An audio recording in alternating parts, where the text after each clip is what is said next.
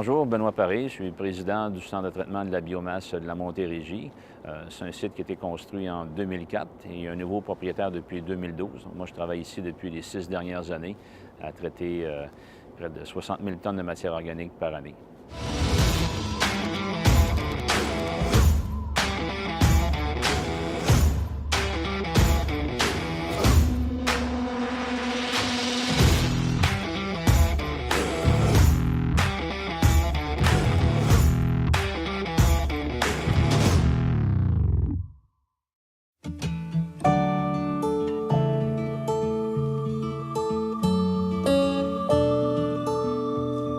Le CTBM, c'est un acronyme qui signifie Centre de traitement de la biomasse de la Montérégie.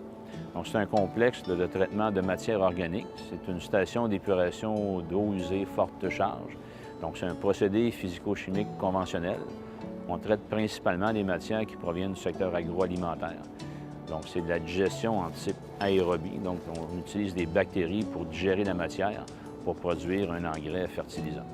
Le site avait été construit en 1999 par un cultivateur de la région. Donc, à l'époque, il y avait simplement 2 grosses fosses et un garage. Mais en 2004, le SNC a racheté les permis, donc les certificats d'autorisation pour exploiter une usine de traitement de matière. Et on a obtenu des permis pour traiter ici en moyenne 70 000 tonnes par année. Donc, en 2004, le SNC a investi près de 12 millions de dollars pour créer un complexe de traitement de matière organique. Donc, ça fait près de 14 ans qu'on est en affaires ici. Commençons, on travaille avec du biologique. Donc, le biologique, c'est quelque chose qui n'est pas constant, qui n'est pas stable, ça a sa propre réaction. Donc, quand tu mélanges 2 biologiques ensemble, tu ne sais jamais ce qui peut arriver. Ça peut se mettre à mousser ou ça peut rien faire. Le biologique, ça fermente, surtout s'il est en présence de sucre. Quand il dit fermentation, il dit fabrication de mousse. On a un réacteur biologique où est-ce que quand on reçoit trop de gras, on fait de la saponification. Donc, tu as toutes sortes de réactions très intéressantes. Donc, c'est vraiment un défi de tous les jours, la gestion du déchet. On parle de deux volets différents. Il y a une station d'épuration des eaux usées existantes, donc c'est ce qu'on appelle un procédé physico-chimique. On reçoit une matière qui est organique. On ne traite pas ici de déchets dangereux, donc ces matières-là sont sous forme liquide ou semi-liquide. Donc, on les reçoit par camion-citerne. Et ces camions-là déchargent dans des procédés de séparation, de traitement, de centrifugation. Donc, on va extraire la portion solide et on va la récupérer pour faire un engrais. Donc, souvent, la charge que contient ces matières-là, c'est soit des graisses, soit des sucres, soit des protéines, soit des alcools, par exemple. Donc, on va capturer la fraction solide dans un premier traitement et la partie qui est dissoute, comme par exemple un alcool contient des chaînes de carbone qu'on va dégrader et on va faire précipiter cette partie-là soluble sous forme solide pour pouvoir la récupérer également. Donc, c'est une chaîne de traitement en espèce de 2 phases qui nous permet d'épurer l'eau et cette eau-là, une fois épurée, retourne à la nature. Donc, ça, c'est la station existante. La technologie qu'on installe ici derrière nous, c'est pour récupérer cette fraction solide-là. Donc, aujourd'hui, c'est un engrais qui n'est pas hygiénisé. C'est une matière qui est très riche. Elle contient beaucoup de capacités agronomiques et énergétiques. Donc, on va installer des infrastructures pour produire de l'énergie avec la même matière. On va également récupérer la fraction solide. On va l'hygiéniser et on va en faire un engrais biologique certifié. Alors, au départ, ces matières-là étaient perdues dans l'environnement. Aujourd'hui, on en récupère le pouvoir énergétique et le pouvoir agronomique. Donc, c'est la deuxième phase du projet qu'on installe ici derrière nous. Le projet est en construction. C'est quand même une étape importante. On a pris près de 6 ans pour développer la technologie. Donc, l'obtention des accords avec les partenaires, la négociation financière, les choix technologiques, l'obtention de certificats d'autorisation. Donc, c'est des étapes qui sont derrière nous. On est en mode construction. Donc, présentement, ce qu'on voit à l'arrière, on a les fondations d'équipements de biométhanisation. Donc, c'est des réacteurs qui vont dégrader la matière pour la séparer en des produits gazeux et des produits solides. Donc, on va récupérer l'énergie.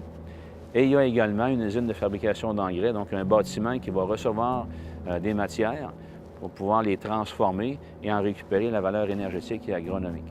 Donc, c'est un investissement qui, globalement, est de près de 30 millions de dollars, qui est en cours de construction pour les 12 prochains mois. Et on prévoit la mise en service l'année prochaine, complète des procédés. Être entrepreneur, c'est une passion. Être entrepreneur, c'est des gens qui aiment les défis. Je pense que c'est une cause qui est noble, c'est une cause d'avenir. On voit les tendances au niveau du marché nord-américain de valoriser des sous-produits. Donc, ce qui était un déchet à l'époque devient une source de valorisation énergétique au niveau des engrais, au niveau de l'énergie. Donc, je pense que le bagage que j'ai accumulé depuis de nombreuses années se met au service d'une cause d'avenir. Donc, je pense que c'est l'accomplissement d'une carrière intéressante quand on peut remettre au service d'une cause l'expérience qu'on a acquise avec une équipe quand même qui est très ici diversifiée, très compétente. Donc, c'est très stimulant de pouvoir participer à un projet novateur. C'est une vitrine technologique. Donc, c'est un défi personnel et professionnel qui est très, très important. J'ai un bac en chimie comme spécialisation. Mes principales fonctions sont la gestion day-to-day de l'usine, donc jour à jour, que ce soit l'acceptation des déchets, la codification des déchets. C'est moi aussi qui est en charge de chargé de projet de la construction de l'usine de biométhanisation. Donc, c'est moi qui fais l'interrelation entre les divers contracteurs lorsqu'ils viennent travailler sur notre site. Je réponds aussi à leurs besoins, à leurs problématiques qu'ils vont rencontrer avec les ingénieurs et tout le kit. De plus, comme je vous disais tantôt, c'est moi qui fais la codification des déchets, qui fait la gestion day-to-day avec les opérateurs. Si un déchet peut rentrer ou peut être accepté ou pas, si on en a trop d'une journée, les régulier vers l'extérieur de l'usine, vers d'autres usines qui peuvent accepter les déchets, etc. Ça fait 22 ans que je gère des déchets dangereux. Donc, j'avais une spécialité dans le déchet dangereux, mais j'ai eu l'opportunité d'avoir l'emploi ici. C'est un très beau défi à relever, avec la construction de la biométhanisation, la biofarine, le fertilisant bio dans quelques années. Ça va être vraiment un très beau défi à relever. Tu aimes ce que tu fais? J'adore. J'espère que ça paraît.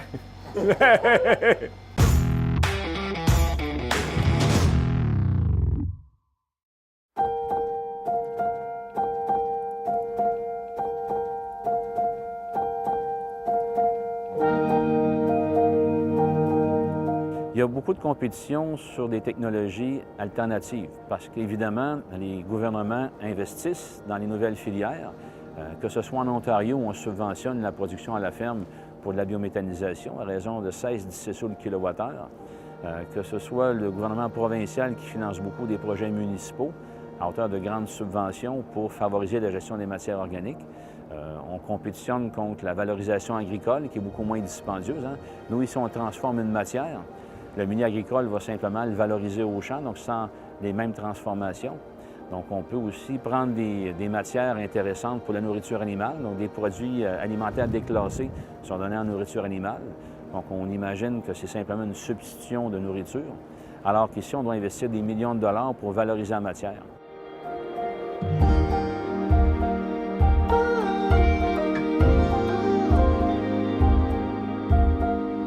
Mais en même temps, quand on se spécialise, les produits à la sortie, les extrants, il y a une meilleure rentabilité. Quand on réussit, on a le savoir-faire pour pouvoir les transformer en produits de spécialité. Donc oui, il y a de la compétition, mais au même moment, on réussit quand même à aller chercher une niche qui est en croissance, donc une meilleure rentabilité quand on se spécialise.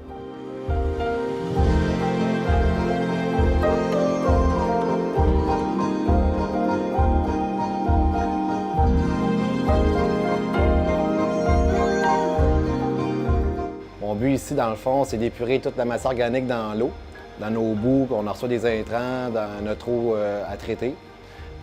Mon but principal, dans le fond, au CDBM, au commencement, ce que je fais, c'est que je m'occupe des centrifugeuses. Je vais chercher, dans le fond, des échantillons, que ce soit nos centrifugeuses, nos DAF, l'eau à l'émissaire, en fond, le liqueur mix de notre réacteur.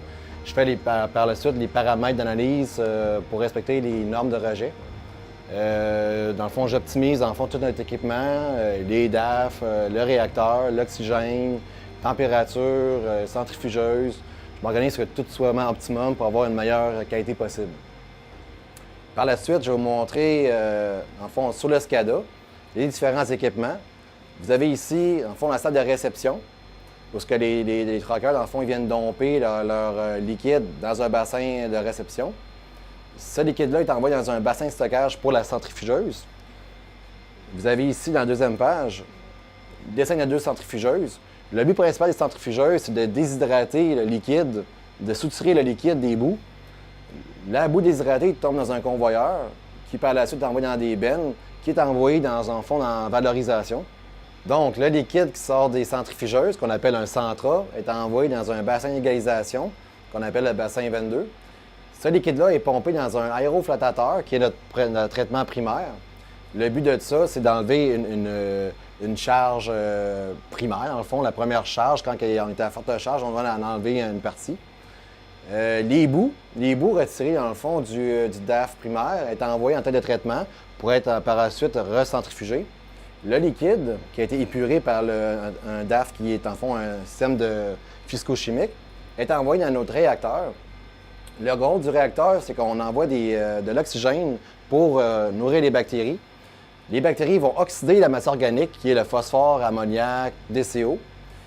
C'est comme ça, dans le fond, qu'on transforme notre matière organique en boue biologique, une biomasse. On va créer une biomasse dans notre réacteur.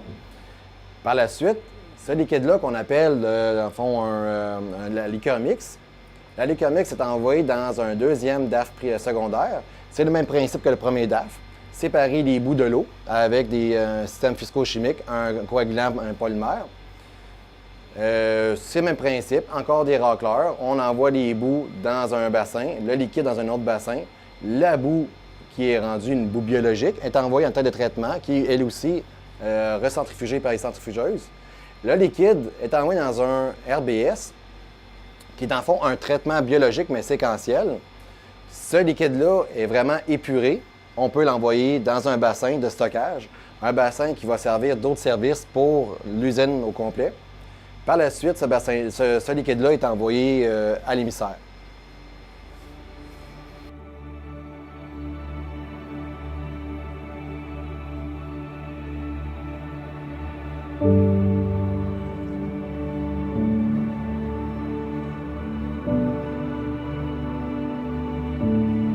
Il faut constamment innover dans notre domaine parce qu'évidemment, on le sait au Québec, on a un défi de rétention de main-d'œuvre, donc la main-d'œuvre spécialisée est de plus en plus rare. Et on doit constamment offrir à nos gens des défis professionnels, des défis personnels. Donc en innovant, les gens sont stimulés par leur travail. Il y a des défis qu'on retrouve dans nos vies courantes aussi. On traite ici des matières de consommation de tous les jours, que ce soit des alcools périmés, des produits, des sous-produits d'abattoirs de porc et de volaille, des sous-produits laitiers. Donc ce qu'on consomme chez nous, il y en a une fraction qui se retrouve ici. Donc nos gens prennent connaissance de l'impact de leurs gestes dans l'environnement. Donc en innovant, on stimule notre personnel. Puis ça nous permet aussi d'avoir la rétention des meilleurs candidats potentiels dans notre domaine. Et à ce moment-là, on se démarque de travaux plus routiniers. Donc, à ce moment-là, on est dans un milieu compétitif, mais en innovant, je pense que c'est la fibre entrepreneuriale qu'on développe chez nos gens qui nous permet de continuer de rester en affaires.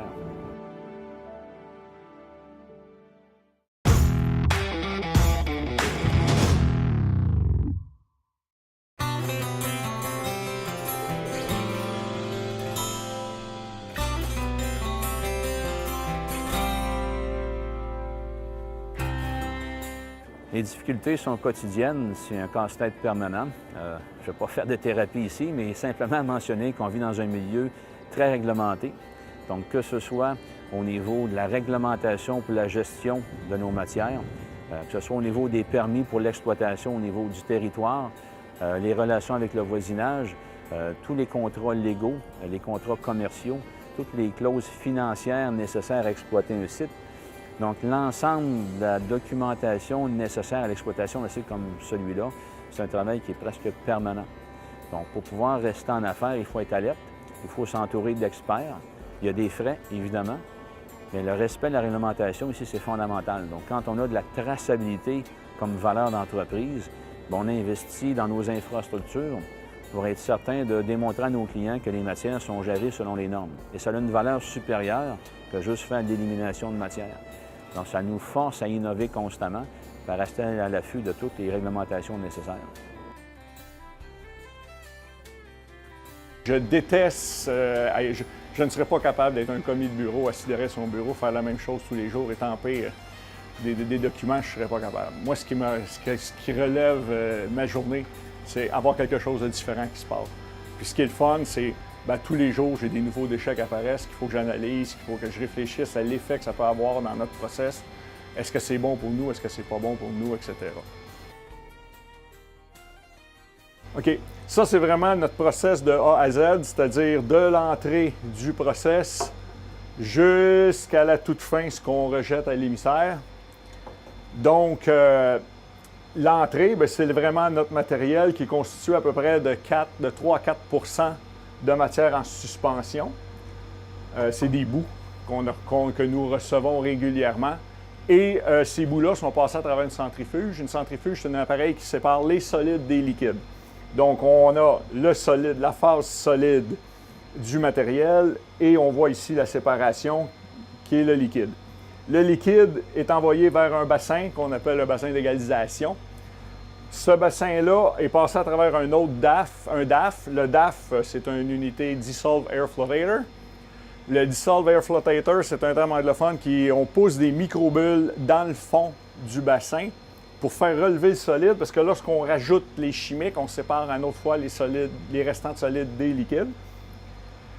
Avant d'envoyer le liquide, le solide est retourné à la tête de traitement. Le solide est envoyé vers la tête de traitement. On voit qu'il y a une très belle séparation. Et le liquide est envoyé vers nos bactéries. Les bactéries, le bioréacteur, c'est un peu comme un estomac d'être humain. Nous ingérons de la nourriture, nous dégageons de l'énergie, du CO2 en respirant de l'oxygène et nous éliminons des solides et liquides. Les bactéries, c'est le même process. Nous leur donnons de la bouffe, le restant de solide qu'il y a en base de carbone. Et ce carbone-là est digéré par les bactéries qui dégagent du CO2, de la chaleur et un solide. Le solide est repassé à travers un deuxième DAF. On avait le DAF le premier, le deuxième, qui est celui-là, qu'on voit c'est solide. Et le liquide est ensuite envoyé vers le RBS, donc le liquide qui sort du DAF vers un RBS, qui est un mini biologique, pour ensuite être rejeté aux normes, être rejeté à l'émissaire en respectant nos normes émises par le ministère de l'Environnement, nous sommes normaux au niveau des matières en suspension, par exemple, les phosphores, les nitrates, les nitrites, donc l'azote, et la DCO. C'est le carburant nécessaire. S'il n'y a pas de passion, il n'y a pas de travail. Parce qu'évidemment, c'est un ensemble de défis. Quand on rentre le matin, on sait qu'on aura des défis qui sont très complexes, fait qu'on n'est pas déçu. On a toujours des défis à l'auteur de nos attentes. C'est ça qui nous permet de rester stimulés. C'est de la formation continue. Quand on travaille avec des avocats, par exemple, il y a eu des périodes ici, on avait 5-6 avocats sur plusieurs dossiers. Le monde légal, c'est un monde qui est très particulier. Il faut apprendre le vocabulaire des avocats. Quand on travaille avec des financiers, c'est un vocabulaire complètement nouveau. On travaille dans le milieu de l'environnement, il y a tout plein d'acronymes qu'on ne connaît pas. On parle en jargon, donc il faut apprendre les acronymes de l'environnement. Après ça, on travaille dans d'autres domaines, c'est un nouveau vocabulaire. Donc, il y a beaucoup de réglementations et d'acronymes. C'est comme une école d'apprentissage en continu. Donc, c'est ce qu'on fait ici. Je vous dirais, si on résume de façon très, très concrète, ces projets-là ne sont pas possibles sans un soutien financier d'un homme d'affaires qui s'appelle M. Serge Gendron. M. Gendron est le président du groupe AGF, donc spécialisé dans l'acier d'armature, une entreprise de plus de 3000 personnes, à peu près 10 milliards de chiffre d'affaires. Et j'ai eu le privilège de connaître M. Gendron il y a une dizaine d'années. Et il a cru en moi, il a cru en l'équipe, il a cru au projet. C'est un peu pour lui un retour à la société en investissant, en se divertissant parce qu'évidemment, on comprend que gérer les matières organiques, on est loin de l'acier d'armature. Et c'est un privilège d'avoir travaillé avec ce monsieur-là parce que c'est une personne qui est évidemment dynamique, passionnée, mais en même temps qui prend des capitaux propres pour investir dans une technologie à risque, dans un marché en croissance. Donc évidemment, quand il y a un homme d'affaires qui est prospère, on a 1000 façons d'investir son argent. Donc le fait que il nous ait transmis une mission de développer dans un créneau en croissance, c'est un privilège. Donc si ce projet-là est possible aujourd'hui, c'est parce qu'un homme d'affaires recrue en l'équipe et au marché. Ces gens-là devraient être plus nombreux au Québec parce que c'est ce qui permet de réaliser des projets complexes au niveau technologique.